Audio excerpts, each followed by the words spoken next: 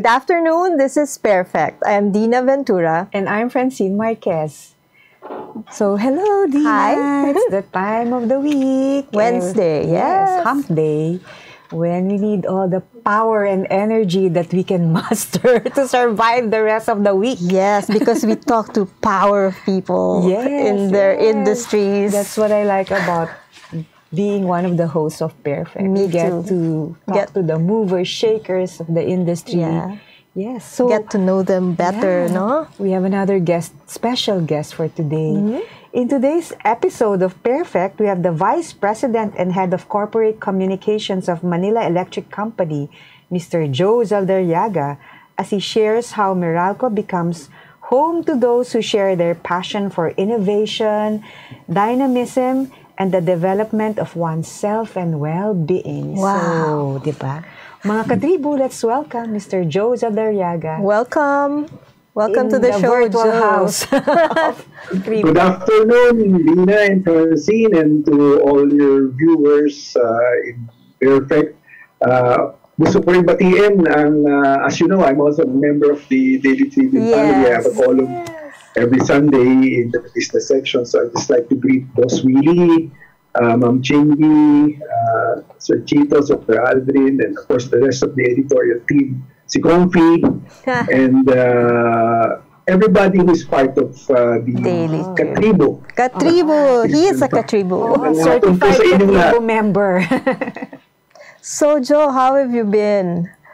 How have you been doing sa pandemic? Since the pandemic, since I'm in the communications industry, communications being very critical, now that the pandemic is still continuing to affect us, there have been adjustments in how we work. Obviously, for some, it's a combination of work from home. For others, it's purely work from home. But to you guys, since you're in the news industry, which I also came from, I used to work for newsroom as well. The demands is also different because you have to be on site almost every day. Frontline. So I think that frontline, that's true. So I guess the pandemic really changed the way things have been done in the past is no longer applicable, and perhaps even after we achieve herd immunity, and I'm really hoping soon, Yes.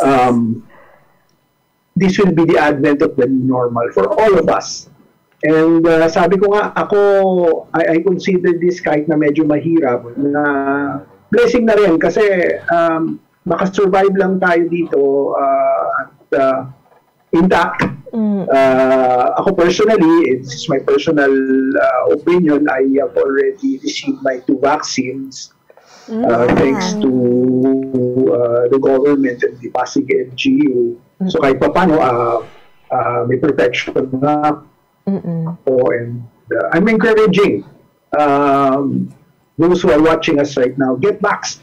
That job will really help you a lot in terms of managing this COVID-19 scourge we are experiencing right now. Agree. Yes. Get vaccinated as soon as you can, di ba? Register.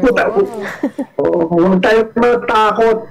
Ako nga, tinanong ako ni Dina kanina off the air before our broadcast started. Sabi ko, when I was vaccinated, meron lang konting soreness, but the day after, Up okay and na about. Yes. Both lalo na dun sa second job, it was easier to manage already. So, tuloy-tuloy lang po natin para makabalik na tayo sa dati nating buhay. Oo. Tama. Speaking of tuloy-tuloy, di ba? Meralco has been at the forefront of this pandemic because, you know, electricity is very important to everybody. That's true. People are staying at home. They're You using... really recognize that. Kaya nga ang hashtag namin is keeping the lights on. Yes. It was very difficult really for us at the onset of the pandemic, especially after that billing issue came up. And there was really confusion, and we apologize for that.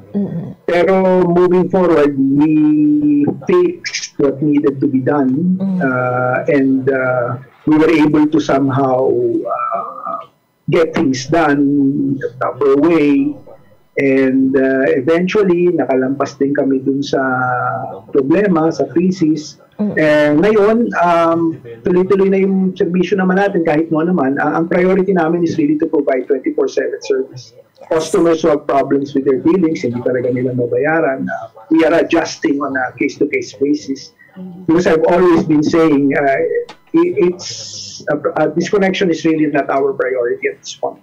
Our priority is to help our customers cope, to keep the lights on 24/7, and to ensure that when they get home from work, when they work from home, when they study from home, that Meralco is there, the lights are on, so we can continue to provide the service. And if there are concerns, just reach out to us. We will help you. Yes, it's good to know. Yeah, electricity is very important, especially since productivity drives our economy, pangkabuhayan and pangbayan.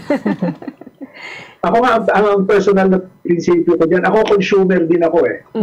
Customer din ako ng Meralco. So, kung ano yung serbisyo na iniisip ko na dapat para sa akin, siya rin dapat na serbisyong ibigay namin sa lahat ng customers namin. So, kung ibig sabihin nito, tuloy-tuloy yung daloy ng kuryente sa kanilang mga bahay, sa kanilang mga pinagtatrabahuhan, sa mga factories. We're here to support government as we recover from, as we continue to grapple with this virus and as we continue to recover. Yeah. Pero sir, parang magkakaroon ba ulit ng rate increase this coming month? And what would you advise our consumers? Meron na. What would you advise to our consumers in terms of the billings, payments, etc.? Marami pa rin yung nalilito, no? Nalilito pa rin ang maraming tao. There was just a slight adjustment of 8 centavos per kilowatt hour where we explained that was because of the previous supply month's situation. Alam niyo naman yung nangyari, medyo tight yung supply.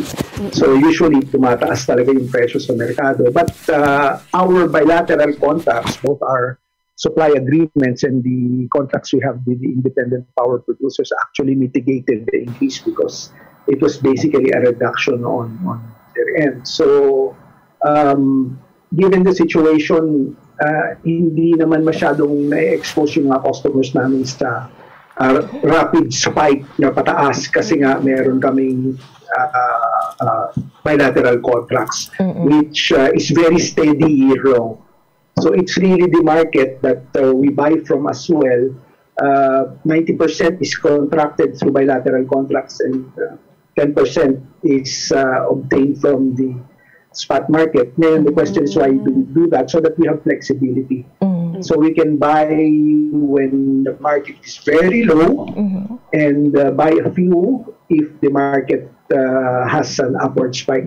Ang power industry kasi particularly kami sa distribution, it's really a delicate balancing act. And the formula really is to try to obtain the least cost possible. But of course, the primordial consideration is to provide electricity 24/7. At kung magkakaroon ng problema, if there will be concerns with the service, is to restore immediately. So it's really service at the end of the day. It's really service that our customers expect from us. Okay. What factors kept the supply tight, as you mentioned? Well, I think the system grid operator provided the information that there were plants that went on outage. Some plants also were on what is technically termed the derated capacity, which means even if the plant, for example, has a capacity of this is just an example. I would just like to give our viewers an idea. 1,000 megawatts kunyari, pero ang capacity niya, pero ang kaya lang niya ibigay is somewhere in the 500 to 600 megawatts level. So, hindi niya nabibigay yung full capacity. Doon naman sa iba, talagang nagkaroon ng emergency shutdown. Sa iba naman, extended yung kanilang maintenance sa kanilang mga planta. So, these factors went into play. Those 2 days, May 31 and June 1, we experienced rotating interruptions. But after June 1, June 2 onwards, we did not have any rotating interruptions anymore. And hopefully, we are off the critical period. The weather is now cooler compared to the summer months, and there are plants that also cut in already and provided power, in particular Suwal, which provides 647 megawatts of capacity. So medyo nakatawid na tayo. At although sinasabi din na critical pa rin, so kami on Meralco's end, there is really nothing much we can do in terms of supply. We manage power through demand-side management, which means we tap our partners, the big industrial and commercial customers, through our interruptible load program, so they can deload capacity and tap into the Meralco system, thereby giving that opportunity to those who don't have their own source of supply or generators. And energy efficiency as well. We continue to partner with various organizations, in particular the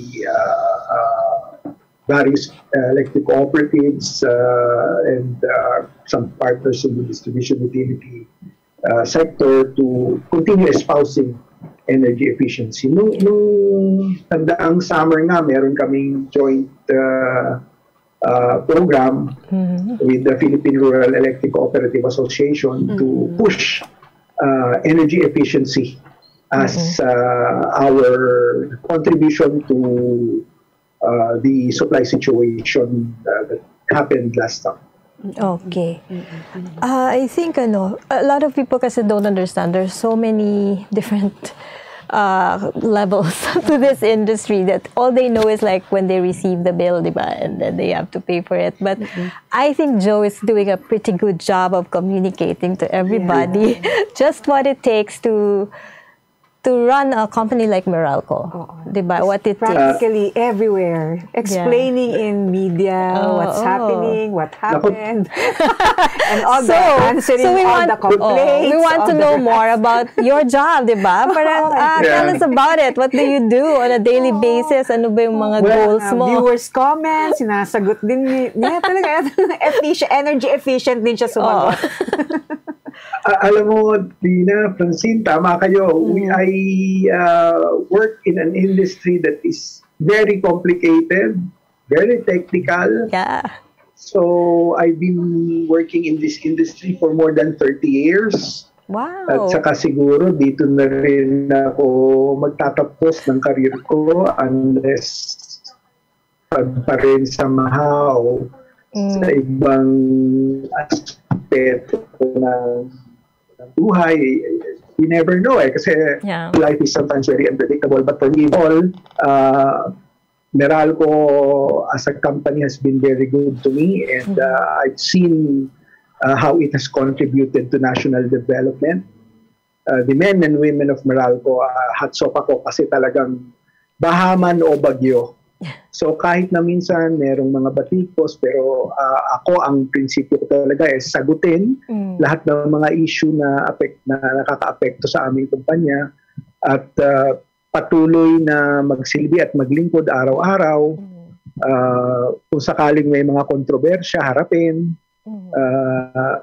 I think my previous life as a member of media also helps me understand the need to communicate.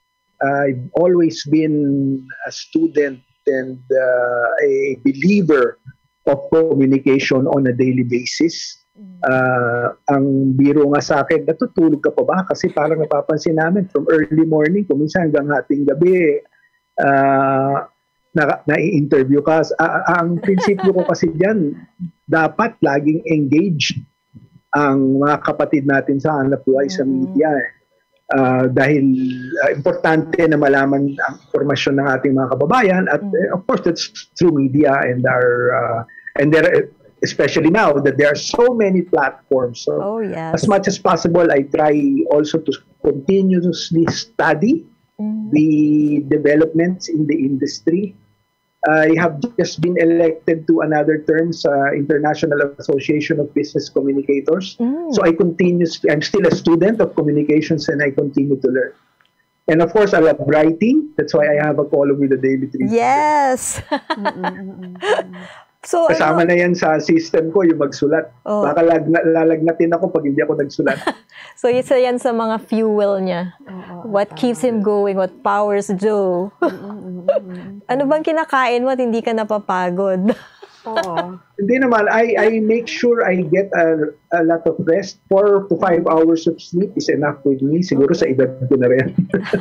And sometimes when I am very tired, a 10-15-minute cat nap is enough. I take a lot of vitamins. I still drink milk. Although I am a diabetic, I manage my diet, my food intake, my diet, and I exercise. I run. I do brisk walking. I make sure I'm in shape. Okay. And at my age kasi medyo malapit na rin ako magkaroon ng 20% discount eh. So, ganun ba? Malayo pa yata si Joe eh. malapit na, di na. So, kailangan talagang alagaan na ang sarili. Yeah. I'm facing the aging process with a lot of gratitude. Sabi ko nga, life has been good. My career has given me the opportunity to improve myself and help others in the process. I have a son who is now a doctor. Wow. A wife who is also a member of media, writing in a different paper, but also in the print journalism field. So sabi ko nga, marami akong pwedeng ipagpasalamat sa Diyos na naging mabuti sa akin ang Panginoon.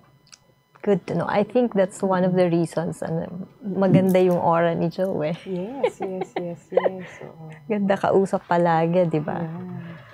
Oo. So Joe, we'll continue to ask you more questions, get to know you better, but right now we'll just pause for a short break. Manong Joe po. At Ate Maita.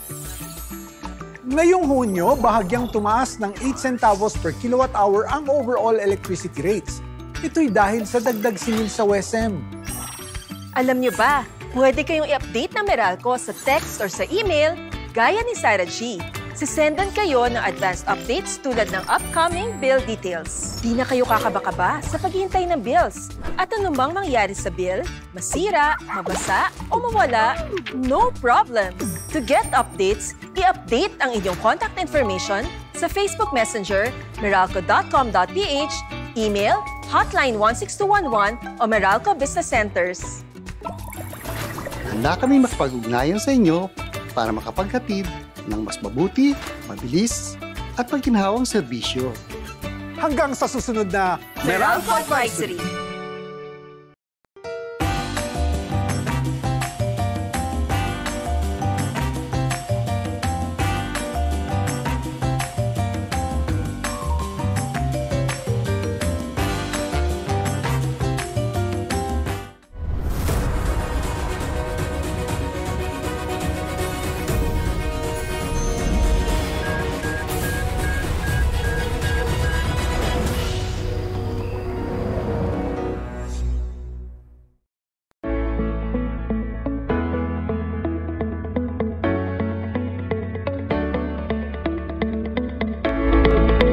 And we are back on PairFect with the Vice President and Head of Communications of Meralco, Mr. Joe Zaldarriaga.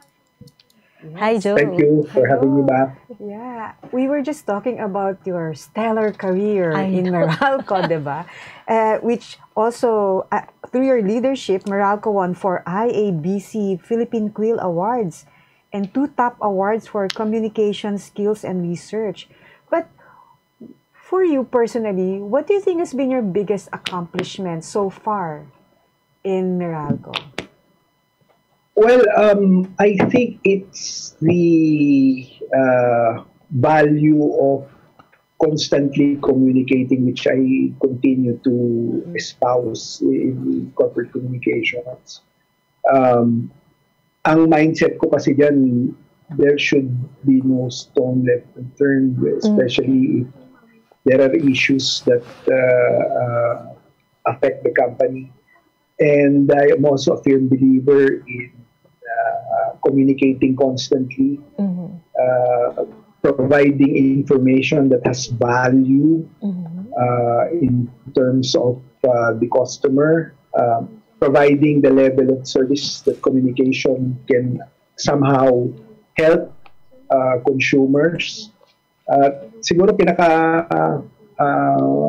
gusto kong patuloy na malaman ng mga teammates ko sa corporate communication ay yung magandang relasyon sa taong bayan, sa mga parokyano, mga customers, tulad mo, Dina, at lahat ng mga kasama nating katribo. Kaya, pati sa mga column ko, yun laging somehow hindi nawawala yung pag may sinusulat ako, more or less it provides value in terms of the information I'd like to disseminate. Okay. Na sana may makuha, na sana may naging tulong. Because if you just really focus on communications as a means to provide value to customers, to those you serve, I am definitely sure you can never go wrong. Okay, so that's a good thing. Lahat naman tayo, all writers, I think, want to do that, and I'm glad that you're able to do that in your space. Pero was there ever a time na you faced criticism or you faced some difficulties in your job? How did you deal with them? Ano-ano yung mga yon na mahirap sa ginagawa mo ngayon? Well, I think, Dina Francine, ako kasi lumaki ako na Spartan yung lifestyle ko pumapasok ako sa paaralan noong araw, grade school ako. Hindi na siguro inabot ito. Maglalakad ako ng 3 blocks to take the bus from Buendia. So, ang mga usong bus noon, MD, Mapala, JD, baka kami na lang mga boomers at mga early Gen Xers maka-relate dito. And kahit ba, may dala akong bota. So, that's every day, no? Tapos, baon ko, tamang-tama lang. So, I think early on in my life, my mother trained me to be resilient. So, this helped me navigate through life. Kahit sa professional career ko, kung may mga difficulty na naranasan ko in the past, you really just have to face it head-on, plod-on. Lagi nga sinasabi ng mother ko, harapin mo ano man yung sitwasyon mo sa buhay, maging sa career. So, kung may mga criticisms, medyo merong mga batikos, hinaharap na lang natin yun at pinapaliwanag naman natin kung ano yung mga kasagutan dun sa batikos. So, that's what I continuously do up to now. Okay. Siguro hanggang sa magtapos na yung aking karera. Yeah. Your parents, ano ba sila? Were they also in the corporate world? Or my father was, my late father is a lawyer, corporate lawyer, and my mother, who really has a very strong influence of me, went into business, and early on she was with the Asian Development Center. She was a very good manager both at work and at home. Basically, yung karamihan ng mga values na meron ako ngayon galing sa kanya. And sa kanya ko rin natutunan yung pagiging resilient, yung pagiging masinop sa trabaho, at yung pagiging siguro mabuting magulang. So, kung ano man yung aking naiaambag sa anak ko ngayon, galing yan sa values na tinuro ng mother ko. So, napakalaking influence ng mother ko sa akin in all aspects of my life. Okay. Ano ba yung mga usual advice niya sa inyo? Yung mga paalala niya na to this day, hindi niyo makalimutan or you still carry it on during challenging times? Ang mother ko kasi came from a family of fighters eh. My grandfather, Agapito del Rosario, one of the founders of the Upsilon Sigma Phi, was a politician in Pampanga. He was the mayor of Angeles City during the wartime period. And he was executed by the Japanese when he was captured because he refused to cooperate. Wow. And suffered a very tragic death.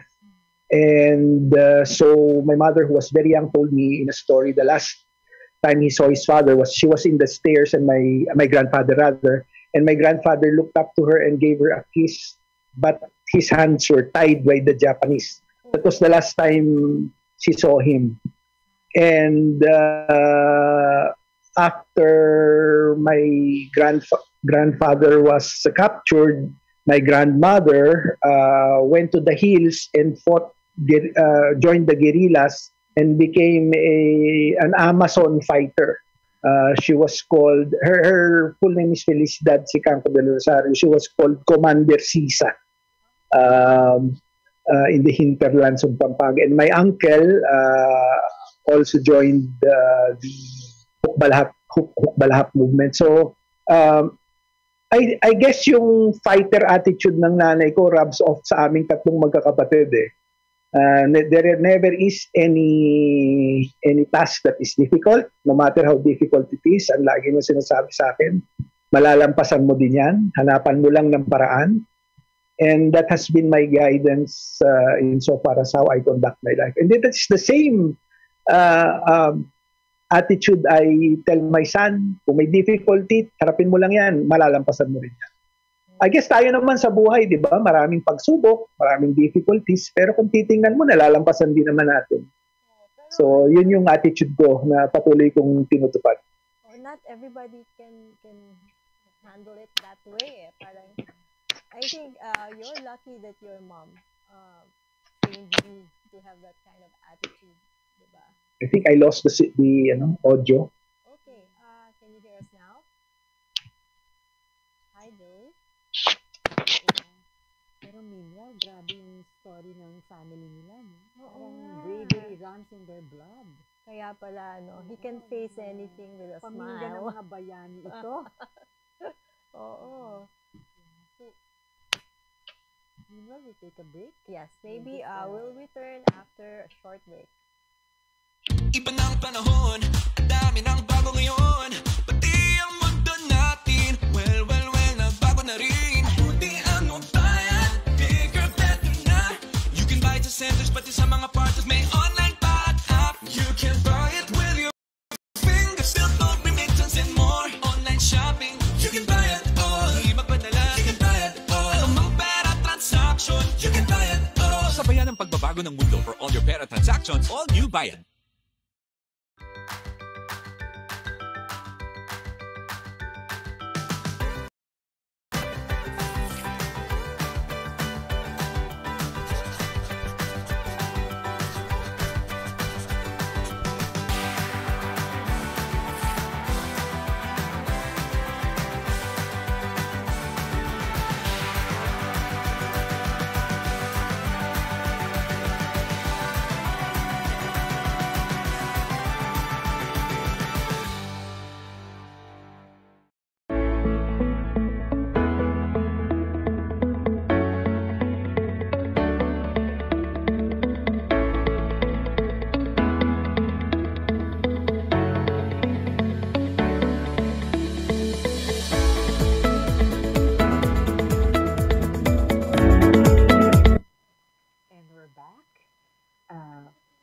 This is PairFect. I'm Francine. This is Dina, and we're talking to the Vice President and Head of Corporate Communications, Mr. Joe Zaldarriaga.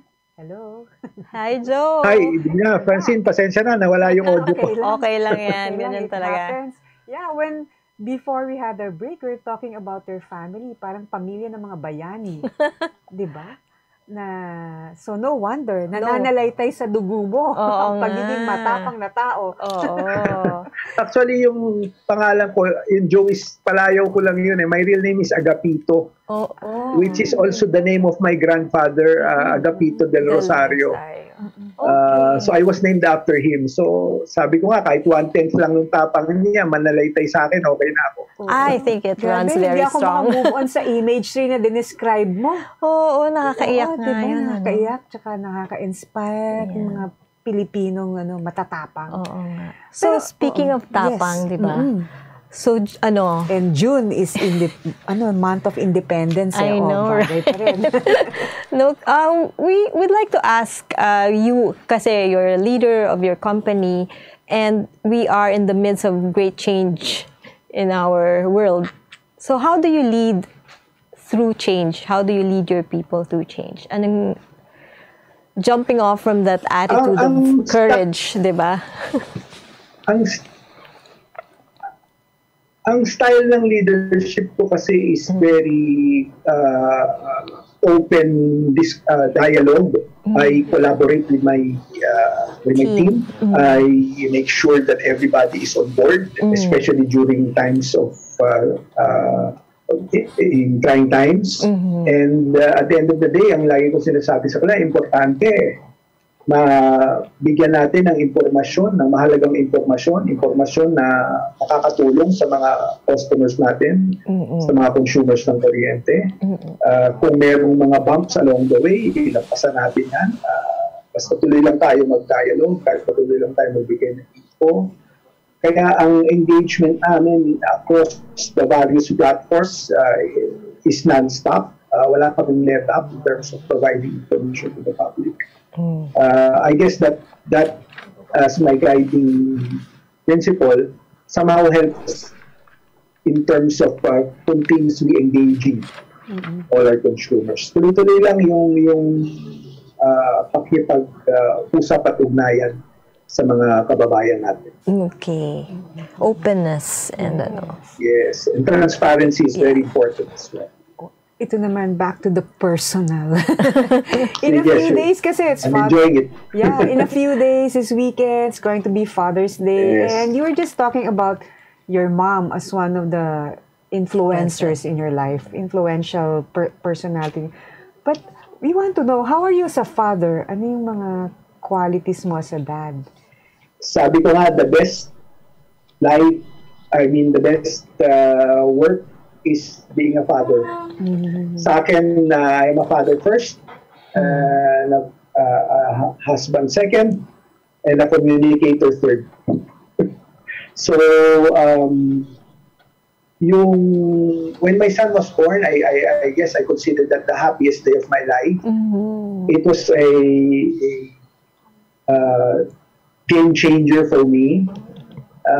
Bigla akong nagkaroon ng sa sarili ko sabi ko, naku, kailangan to step up the plate because there's someone that I need to show a good example, raise well, and make sure that I become the father that he is expecting of me. Awa naman ng Diyos, I have a very good relationship with my son. I only have one child. He's now a doctor. He is taking his residency in radiation oncology at St. Luke's Medical Center. Medyo magbubuhat lang ako ng konting bangko, Tina at saka Francine. He was an accelerant, graduated valedictorian in grade school and also in high school. Scholar yan ng high school. Wala akong binayaran kasi nga nag-valedictorian siya ng grade school. He also became a valedictorian in high school. He was a part of the director's list at the Ateneo and graduated magna cum laude. Galing. And went to medical school where he also excelled. Very conscientious. Mas masipag mag-aral sa akin. Hindi ako ganun kasipag mag-aral. Yun ang regret ko. Actually, it is only one regret. I should have studied harder. Ay, ganun? Oo, sabi nga ng mami ko, inuuna mo pa maglaro ng basketball, mag-football, magtapatakbo. So, because I love the outdoors eh. Alam mo naman ng panahon namin, I'm sure mas matanda ako sa inyo, wala pang mga gadgets eh. So maglalaro ka talaga sa labas, sa mga kapitbahay mo, mga kalaro mo. Mas okay nga yun eh. Maglalaro ka early on, yung mga hole, yung mga laro sa kalye at sa lupa. Agawan base, ganyan. Yung mga ganong laro ng mga tintero. So, it was really very outdoor type of play during the 60s and 70s. And then in the 80s, more or less similar, I dabbled into playing backyard basketball. I ran every day as part of my exercise hanggang sa nagtrabaho na ako. So, hindi ko masyadong natuunan ng pansin yung pag-aaral. That's why I have to admit I did not excel in school. But you did very well naman in your career. So, okay. No regrets kasi nung pumasok naman ako sa trabaho, binuhos ko naman lahat doon. How do you bond with your son? Sports-minded ba din siya? We love to drink coffee. We're both coffee drinkers, coffee addicts. And lahat ng klase ng kape yata nasubukan na namin. And before the pandemic, we traveled at least once a year. My son could stay nung nandun kami, makwento ko lang, in one of the museums abroad. He can stay in a museum for the whole day. Susuyurin niya. Lahat nung nakapaskil dun sa information na nandun sa museum. From end to end. And then he really loves to read. He's a voracious reader. And that's part of our bonding. And yung magkaroon ng mature discourse, even when he was very young, sabi nga ng lola niya, ito matanda mag-isip. He was very small, but he joined the discussions of elder people. Kakatuwa. So yun, yun yung naging buhay niya. Kasi I guess yung mga only children, wala kasing kalaro sa bahay, di ba? So ang kalaro niya, yung tatay niya o yung nanay niya, most of the days of his life, tapos pag nagpumunta siya sa paaralan. And I think yung value ng reading, and he's also a writer. Nice. So he got that to me and then his father.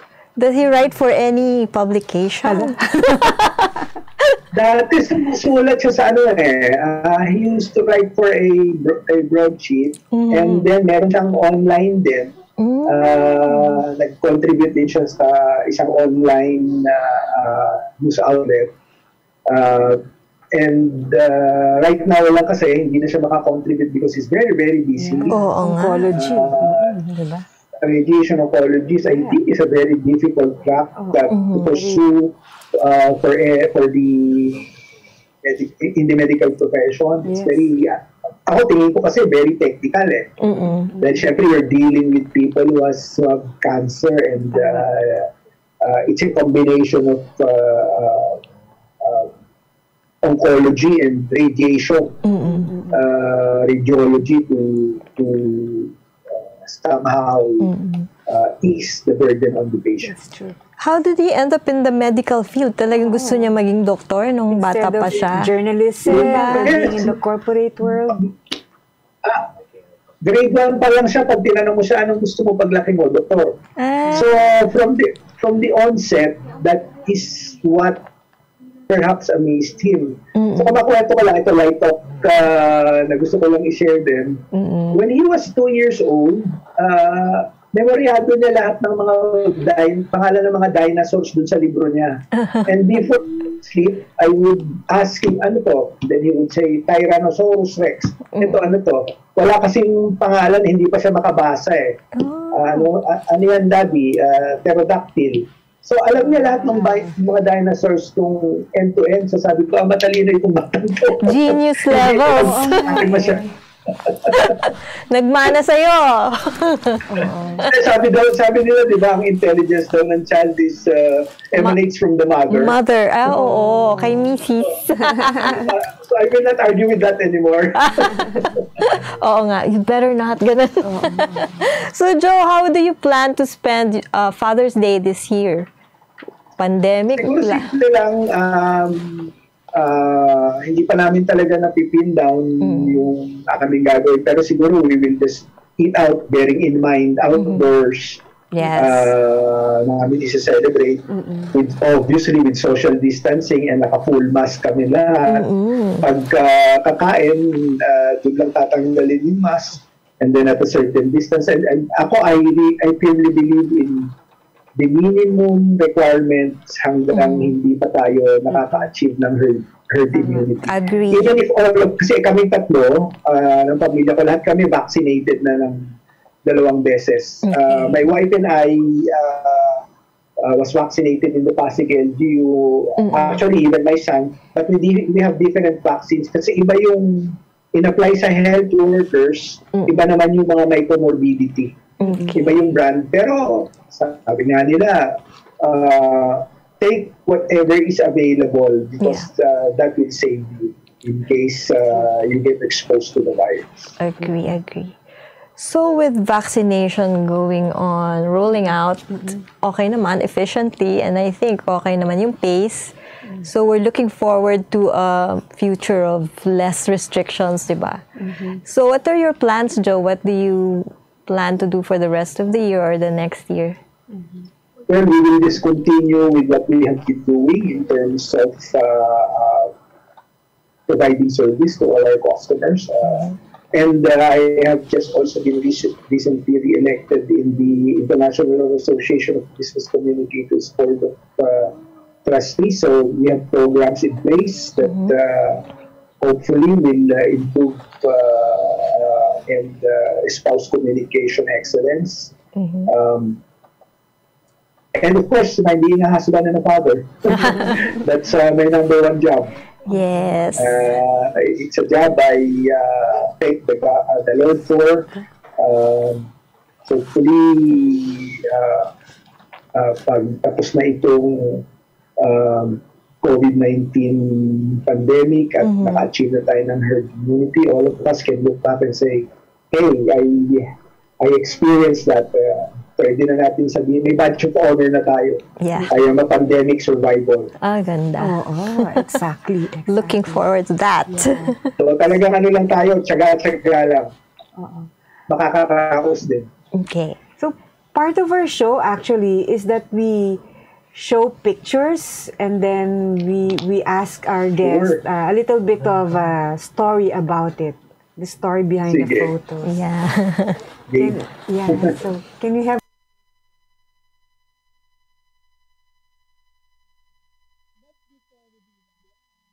We'll pause for another break. Okay. Manong Joe po. At Ate Maita, Ngayong Hunyo, bahagyang tumaas ng 8 centavos per kilowatt hour ang overall electricity rates. Ito'y dahil sa dagdag singil sa WESM. alam nyo ba, pwede kayong i-update ng Meralco sa text or sa email gaya ni Sarah G. Sisendan kayo ng advanced updates tulad ng upcoming bill details. Di na kayo kakaba-kaba sa paghihintay ng bills. At anumang mangyari sa bill, masira, mabasa, o mawala, no problem.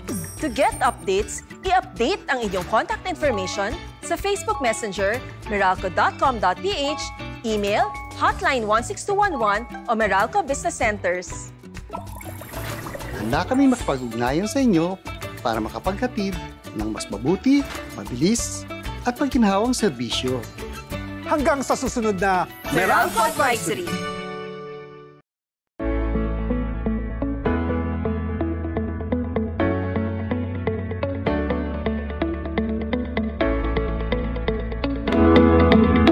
And we are back, Francine. Yes, and we're talking to Vice President and Head of Corporate Communications, Mr. Joe Zaldarriaga. And before we had our break, we were telling him that we'll be showing pictures we sort of trolled your Instagram and social media accounts. So we'll show you photos and we want to know the story behind it. Ayan. Yes. Let's go. Yon. Agad-agad. Okay. That's my wife, Chris Zaldarriaga. That's my son, Dr. Jose Maria Zaldarriaga, in the middle. And that's me in the extreme, the right side of the picture. I think we were in an outdoor restaurant, kung hindi ako nagkakamali, sa Old City in Jerusalem. Oh, nice. Ang ganda ng setting, ha? Ayan, Oh, this binigyan, I received the cake from the Daily Tribune families and by the TV. Mr. Z. That was my birthday before the pandemic. Ayan. This year. Kaya may mask na. Oo nga. Happy birthday! Thank you, Boss Ingrid. Ito si January 4. Ito. This is a bit sad. That's my only nephew, Patrick Zaldarriaga. He died in 2010 from osteosarcoma or bone cancer after fighting the disease for 4 years. I think one of the reasons my son went into oncology as well is because of that sad event in our life. I think this was in 2002.